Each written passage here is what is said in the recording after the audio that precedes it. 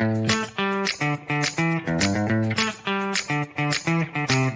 Friends, जय श्री कृष्णा। आज हम देखते हैं चैप्टर नंबर 7। नाम है उसका कंट्रोल एंड कोऑर्डिनेशन। ठीक है, हाँ, इसमें क्या आते हैं पता ही है क्या लिखा है इसमें? कंट्रोल और कोऑर्डिनेशन, मतलब कि चीजों को समन्वित करना, उनको नियंत्रित करना। ठीक है, पहला क्वेश्चन अपना है व्हाट इज रिफ्लेक्स एक्शन। ठीक है, रिफ्लेक्स एक्शन क्या होते हैं और उसका पाथवे जो है एग्जाम्पल सहित आप एक्सप्लेन कीजिए। ठीक है, रिफ्लेक्स एक्शन को हम हिंदी में बोलते हैं प्रतिवर्ती क्रियाएं। ठीक है, प्रतिवर्ती क्रियाएं क्या होती है पहले मैं बेसिक बता देती हूँ। प्रतिवर्ती क्रियाएं या रिफ्लेक्स एक्शन ऐसे एक्शन होते हैं जो कि जल्दी से हो जाते हैं, पता भी नहीं चलता, जैसे कि पलकों का झपकना। ठीक है, ब्लिंकिंग ऑफ आई। ठीक है, अगला हम देखें कि जैसे कि आप कोई कांटा आपको चुभ गया तो आप जल्दी से उंगली हटा लेते हैं, या गर्म चीज पे आपका हाथ चला गया तो जल्दी से हाथ हट जाता है। ठीक है, बिल्कुल मिली सेकंड में ये काम हो जाता है।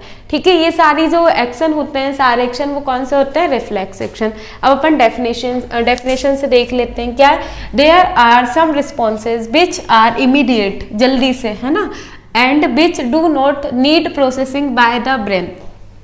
This response are called reflex action. ठीक है, मतलब कि ऐसे एक्शन जिसमें ब्रेन की भी आवश्यकता नहीं होती, जल्दी से हो जाते हैं। किससे हो जाते हैं? स्पाइनल कॉर्ड से। ठीक है, मेरू रज्जु जो होता है ना, स्पाइनल कॉर्ड, उसके थ्रू। ठीक है, which are perform by spinal cord, पहले बता दिया मैंने। ब्रेन का रोल कम होता है, स्पाइनल कॉर्ड का ज्यादा होता है। ठीक है, एग्जाम्पल क्या है? ब्लिंकिंग ऑफ आई, पलकों का झपकना, स्नीजिंग और कफिंग। ठीक है, अब देखते हैं क्या पाथवे। पाथवे क्या होता है? ठीक है, समझ आया ना ये? हाँ, अब देखते हैं क्या स्टिमुलस आया कहीं से, मान लिया कि कांटा आपको चुभा, पैर में चुभा, ऐसा मान लेते हैं। ठीक है, फिर वहां से क्या रिसेप्टर ऑर्गन।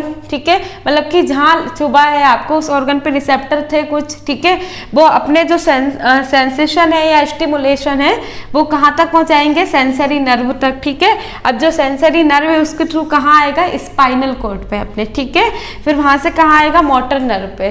फिर वापस से जो मसल थी अपनी वो एक्शन कर लेगी और जल्दी से पैर हट जाएगा। अब आप बोलोगे कि मैम पाथवे में तो बहुत लंबा पाथवे दिख रहा है, तो इतनी जल्दी कैसे हो जाता है? तो ये जो पूरी क्रिया है, पूरी रिएक्शन है, पूरा अपना जो एक्शन है वो मिली सेकेंड में हो जाता है। ठीक है, तो बहुत कम टाइम लगता है उसमें।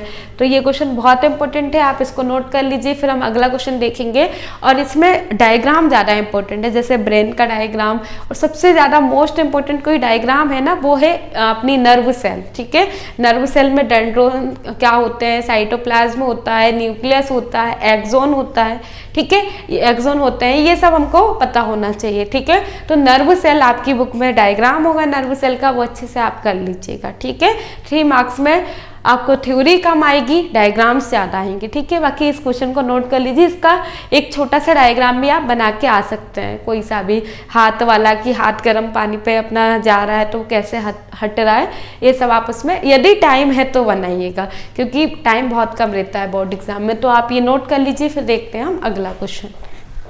चलिए फ्रेंड्स, देखते हैं हम अपना अगला क्वेश्चन, सेकंड वाला। ठीक है, क्वेश्चन क्या है? In which part of the brain divided for study, मतलब कि अपना जो ब्रेन है, मस्तिष्क जो है, उसको कितने पार्ट्स में डिवाइड किया है। ठीक है, तो आपको पता होगा 3 पार्ट्स में, फोर ब्रेन, मिड ब्रेन और हाइंड ब्रेन, मतलब हिंदी में अग्र मस्तिष्क, मध्य मस्तिष्क और पश्चिम मस्तिष्क। ठीक है, फिर पीछे से स्टार्ट हो जाता है स्पाइनल कॉर्ड से। अभी पढ़ा था ना हमने स्पाइनल कॉर्ड पहले वाले क्वेश्चन में, रिफ्लेक्स एक्शन जो करा रहा था अपने हाइंड ब्रेन के सेरेबेलम से जुड़ा हुआ रहता है वो। ठीक है, अब जो फोर ब्रेन होता है उसके कितने पार्ट होते हैं? 2। वैसे तो 3, 4 होते हैं, बट आपके लेवल पे 2 याद रखना है आपको। ठीक है, पहला क्या है? हाइपोथैलेमस, दूसरा होता है सेरेब्रम। देखिए, सेरेब्रम अलग चीज है और सेरेबेलम अलग चीज है। ठीक है, सेरेब्रम जो है फोर ब्रेन का पार्ट है और सेरेबेलम जो है वो हाइंड ब्रेन का पार्ट है अपना। ठीक है, तो ये अपना सेरेब्रम है और हाइपोथैलेमस है।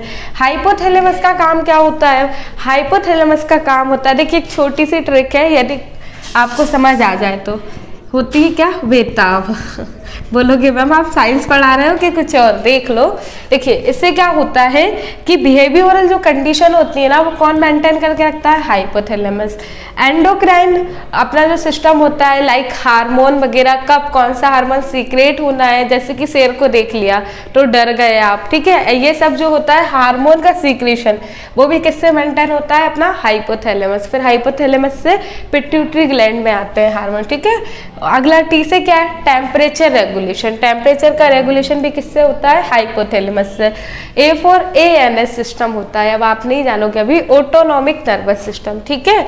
और बी से होता है अपना बिहेवियरल कंडीशंस या बहुत सारी चीजें, ठीक है। हाँ, बायोलॉजिकल मेंटेन भी बोलते हैं इसको, बायोलॉजिकल क्लॉक टाइप, ठीक है।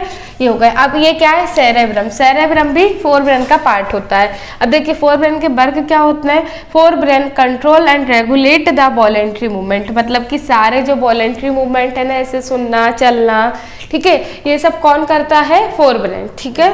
एंड फिर लिखा है it is considered to be the centre of intelligency and memory, मतलब कि इंटेलिजेंसी सुना होगा ना, कोई ज़्यादा इंटेलिजेंट है, किसी की मेमोरी तेज है, वो सब किससे मेंटेन होता है, अपना फोर ब्रेन से, ठीक है। मिड ब्रेन छोटा सा पार्ट होता है जो कि फोर ब्रेन और हाइंड ब्रेन के बीच में होता है, ठीक है। यहाँ से ग्लैंड निकलती है, इसे बोलते हैं कार्पोरा क्वाड्रिसेमिना। यदि याद हो जाए तो ठीक है, नहीं तो मत करिएगा, 12th में सॉरी 11th में आता है, ठीक है। अब देखते हैं क्या, हाइंड ब्रेन।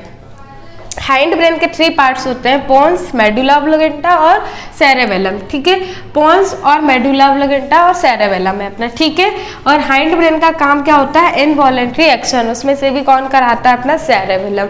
इनवॉलेंट्री अपना मूवमेंट बोल सकते हैं या एक्शन, मतलब क्या है, जैसे कि पलकों का झपकना, कोई भी खाना, अच्छा खाना बन रहा है, ठीक है, देख के मुंह में लार आ जाना, सलाइवा आ जाना, ठीक है, बहुत सारी चीजें होती हैं इनवॉलेंट्री। जैसे कि आपने आज से 4-5 साल पहले साइकिल चलाई होगी, बट अभी भी आप साइकिल चला सकते हैं देख के। तो जो परमानेंट मेमोरी में सेव चीजें होती है ना, वो किसकी वजह से होती हैं, सेरेबेलम की वजह से, ठीक है।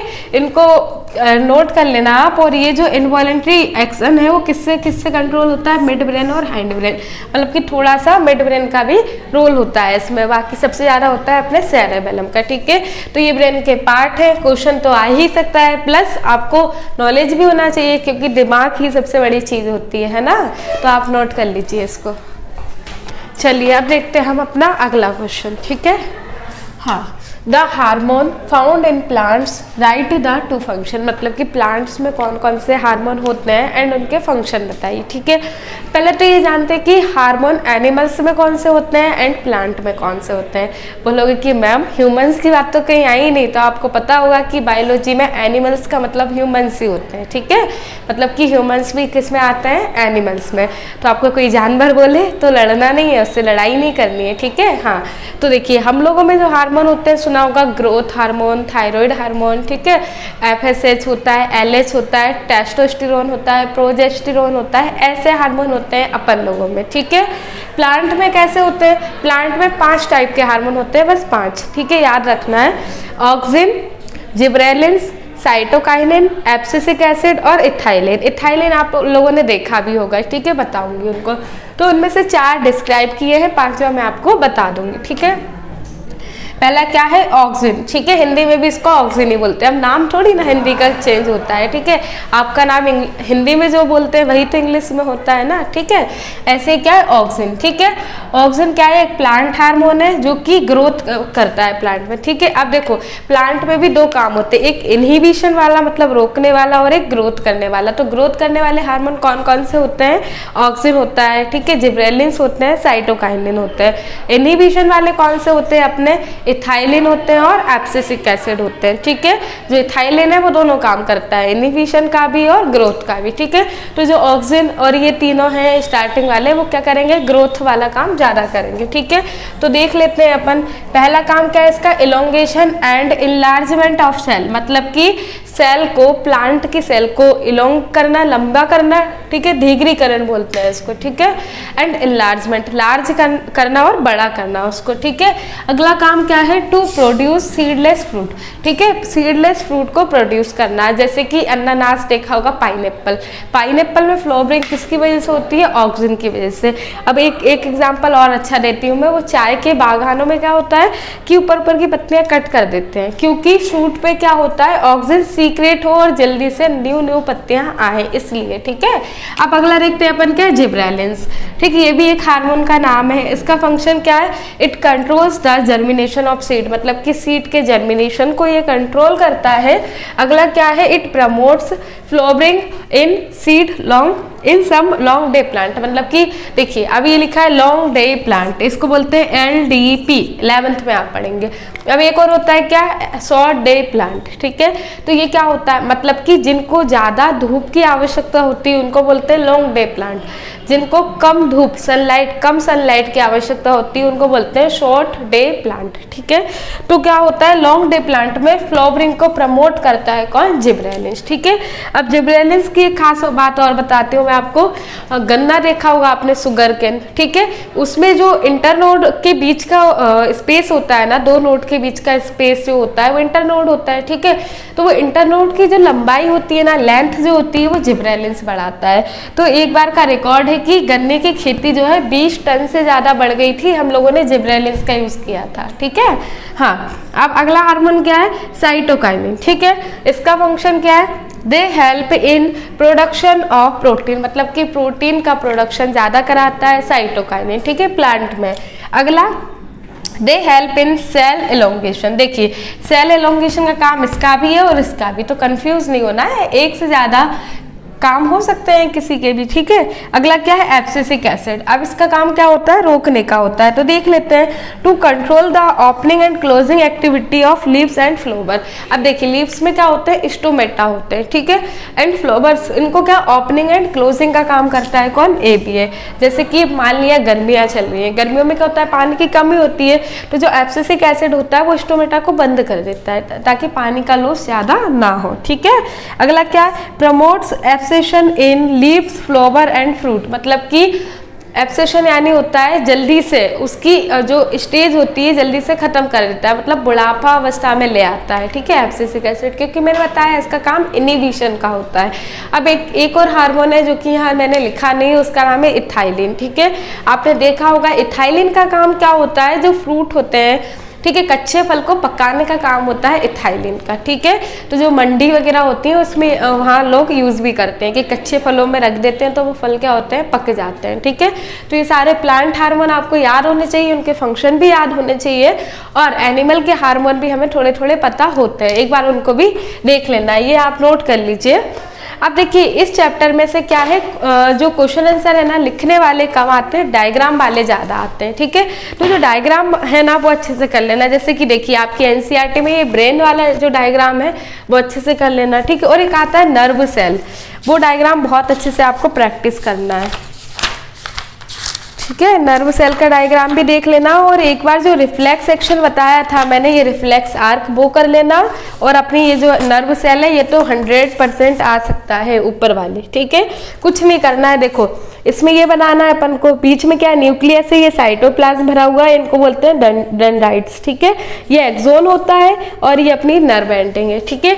ये ऐसा छोटा सा डायग्राम बनाना है, 3 मार्क्स में आ सकता है, ब्रेन का आ सकता है, ये नर्व सेल का आ सकता है, ठीक है, और रिफ्लेक्स आर्क का आ सकता है। 3 डायग्राम बहुत ज़्यादा इंपॉर्टेंट है।